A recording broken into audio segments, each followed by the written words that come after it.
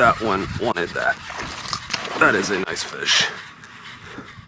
What's going on, everyone? Welcome to the channel. This is part 2 of the series, and in this video we are going to break down the entire Whopper Plopper lineup. We're going to compare them side by side, and we're going to go over what I think is the most overlooked feature of the Whopper Plopper. Let's quit wasting time and let's get into it. River2Sea makes a diverse lineup of Whopper Plopper styles with and without rattles, and also a saltwater edition.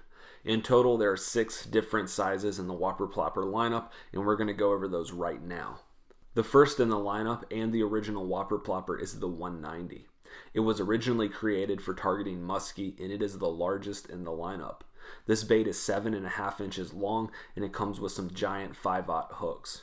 Now, when it comes to the 190, in my experience, I found that most, not all, but most bass anglers do not own or use the 190 for a list of reasons.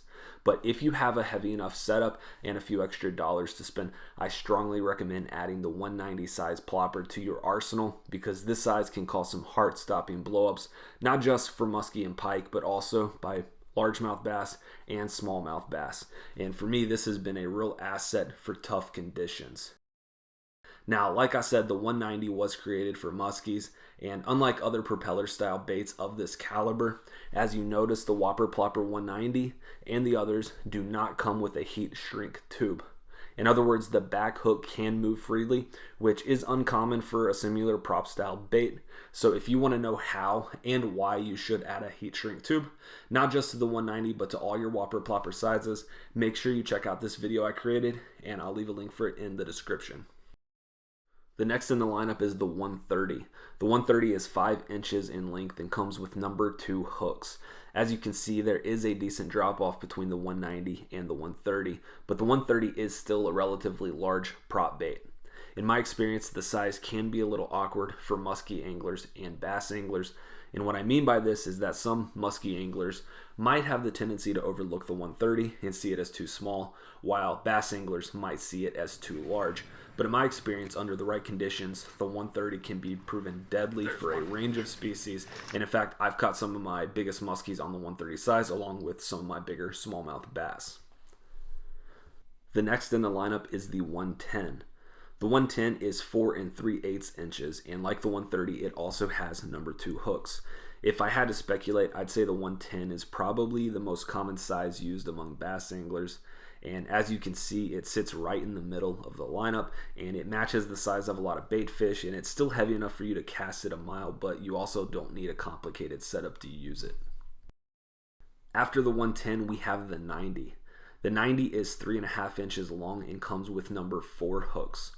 While the 90 looks almost identical in features to the 110, it is half the weight of the 110 and has much smaller hooks. Next in the lineup is the 75. The 75 is 3 inches long, and like the 90, it also comes with number 4 hooks. Although the 75 is shorter than the 90, it is slightly heavier and wider, which allows for incredible stability and castability for its size. The last and smallest in the lineup is the 60. The 60 looks identical to the 75 in build, but it is only 2 3/8 inches and comes with number 6 hooks. This size is a unique option for panfish and tiny water anglers, but don't be surprised if you also run into a quality size fish with this micro plopper. Before we get into the good stuff, I do also want to highlight a few other prop style baits made by River2Sea. First is the double plopper buzz bait. This lure is a good alternative if you want that plopper sound but can't fish the regular Whopper Plopper because of dense vegetation.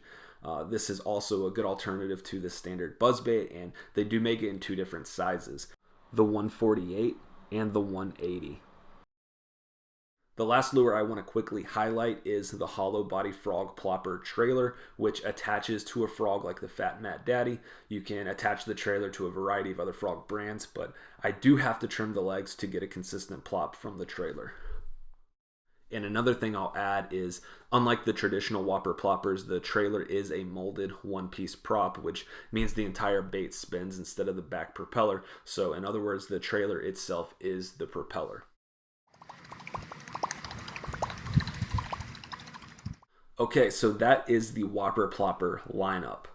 If you watched part 1 of this series, then you know that I categorize and use the Whopper Plopper primarily as an auditory bait. For me, the Whopper Plopper is all about the sound. While keying in on size and color of a bait fish can be important, I primarily prioritize the unique sound of each Whopper Plopper. So when I'm selecting a Whopper Plopper, I always start with the sound, so that's what we're going to take a look at right now. As we just walked through the entire Whopper Plopper lineup, we saw that each Whopper Plopper is different in length and weight, but what often goes overlooked is the size of the propeller. In this side-by-side image, you can see the differences in the propeller sizes. While they all have a very similar shape, you can clearly see that all the sizes are not necessarily the same. And the reason this is important is because the larger the propeller, the louder the sound and vibrations. And of course, the smaller the propeller, the quieter the sound and vibrations. Okay, let's visually walk through these baits, and then we're going to listen to them to see and hear the similarities and differences between the Whopper Plopper sizes. First, we're going to start with the largest propeller in the lineup, the 190. And as you can see, the 190 has a massive propeller that gives off some thundering plops.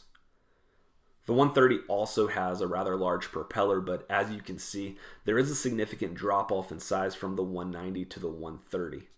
While it's not as large as the 190, it still can churn water and it gives off some major thundering plops. The 110 continues the downsize trend, but it's not as dramatic as a drop-off as the 190 to the 130, and in my opinion, the 110 is the most adaptable because of its mid-level plops, which can be helpful in both calm and rough conditions. The 90 size has the smallest tail in comparisons to its body's length. In fact, the propeller on the 75 is actually larger, although its body is shorter in length.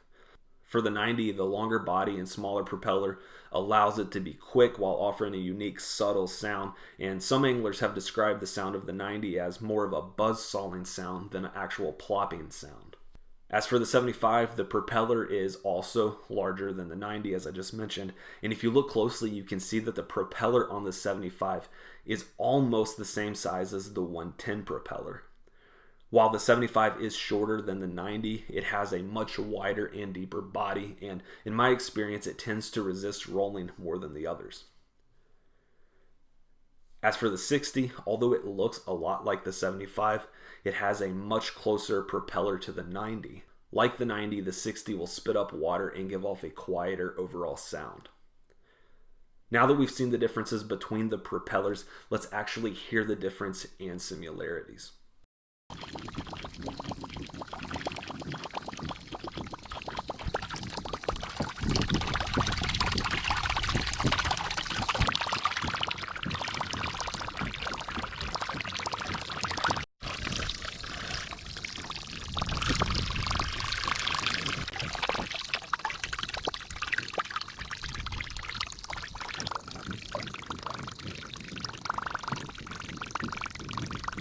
Now I'm going to bounce back and forth between the 110 and the 75.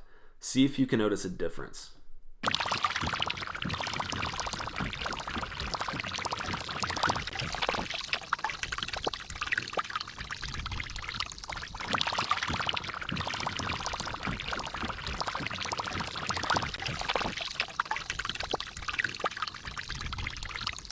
Now I'm going to bounce back and forth between the 90 and the 60.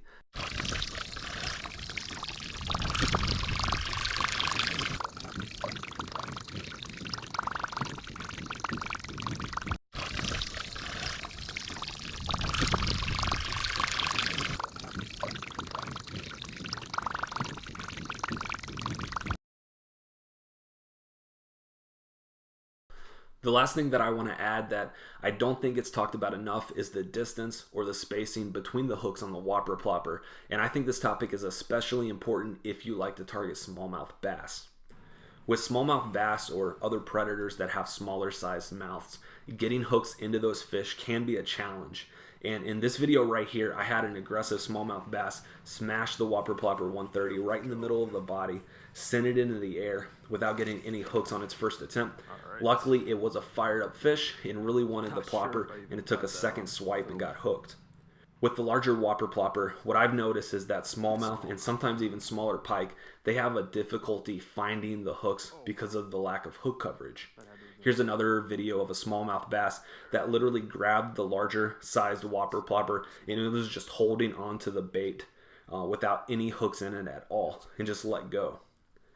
For me, why understanding the propeller sound is so important is because if a fish is keyed in on a particular sound or vibration, I can keep the same or similar sound by downsizing. Not because I'm trying to mimic a smaller bait fish, but because I want to close the distance between the hooks for a better hookup ratio and for better hook coverage. In other words, if you find yourself missing hook sets, let's say on the 110, I will downsize to the 75 because I know it offers a similar sound and I know that the hooks are closer to one another than the 110. I will also do the same for the 90 and the 60 because the 90 and the 60 have almost identical size propellers.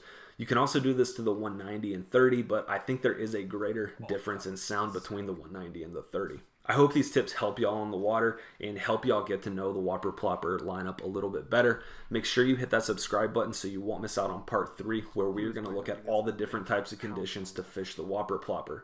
That's it for this one. Thank y'all for watching.